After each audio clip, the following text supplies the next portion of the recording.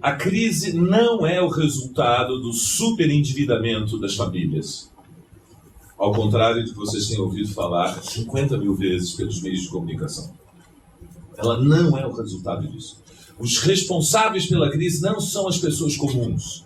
O grego normal é como o brasileiro normal. É um sujeito que viu o salário ficar estagnado nos últimos 20, 25 anos. Que viu a privatização da saúde, a privatização da educação, viu, portanto, que para que os seus filhos pudessem ter um padrão de vida igual ao seu, para que na velhice ele não fosse um encargo e um peso desnecessários para os seus filhos, ele comprou planos de previdência privada, ele tem planos de saúde, ele paga mensalidade de escolas particulares. E chega simplesmente um momento em que, como os juros dos seus financiamentos de casa própria são pós-fixados, com a oscilação das taxas para cima, ele não pode pagar a casa própria. Então, ele tem que decidir o que ele para de pagar. Ele para de pagar a mensalidade do filho, do plano de saúde, da previdência privada ou o financiamento da casa própria.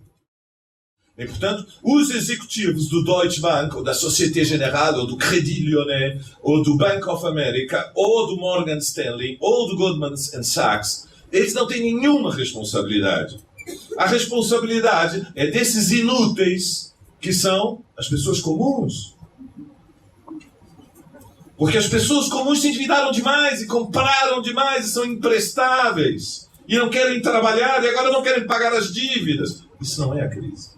Isso é uma ideologia que sataniza o povo. Nós temos um volume de dinheiro no mercado de derivativos que corresponde a 10 PIBs mundial. E este dinheiro tem que buscar valorização e é impossível realizar esta valorização. É impossível. Então os contratos não podem ser pagos. E como os contratos não podem ser pagos, vai haver inadimplência. E ao haver inadimplência, evidentemente o que ocorre é que há uma destruição. Por quê? Porque todo o dinheiro disponível no mundo foge para os ativos. Quando se percebe vai acabar a farra, o dinheiro tem que sair do papelório e procurar ativos. Para onde vai o dinheiro? Vai para o ouro e vai para os imóveis. Então nós temos um agigantamento da dívida pública dos países centrais. Por quê?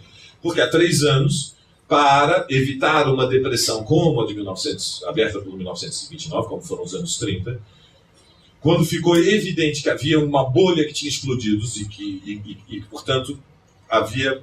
que estava diante de uma crise que ia ter formas catastróficas como a de 1929.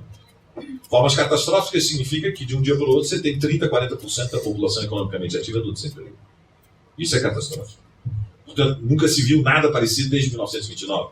Não faltaram crises regulares do capitalismo entre 1929 e 2008, mas elas não foram catastróficas, foram suavizadas. Como é que se conseguiu suavizar estas crises? Empurrando para frente o problema. Como se empurrou para frente o problema? Usando as famosas soluções keynesianas. Combater o excesso de liquidez, que não encontra valorização, com mais liquidez. Liquidez são trilhões e trilhões de dólares aplicados em papéis. A General Motors desaba, 2008. Você tem, julho de 2008, uma ação da General Motors na Bolsa de Nova York, $50. Novembro de 2008, uma ação da General Motors na Bolsa de Nova York, $1. O que faz o governo dos Estados Unidos? Pega 8 trilhões de dólares e compra ações da General Motors. Então, ele faz uma coisa que é impensável. Ele compra ações, transforma-se no controlador da General Motors, devolve para os donos privados da General Motors, que levaram ela à ruína, a gestão da empresa que eles destruíram. Então, a Grécia, não sei se sabem, nos últimos 14 meses, fez alguma coisa próxima de 10 greves gerais. Nunca aconteceu na história da humanidade um país fazer 10 greves gerais em um ano e meio. Na Grécia eles fizeram 10 greves gerais. E são greves gerais em que, vejam, até os mosquitos entram na greve geral e viram a manifestação. É uma coisa tremenda. Para tudo!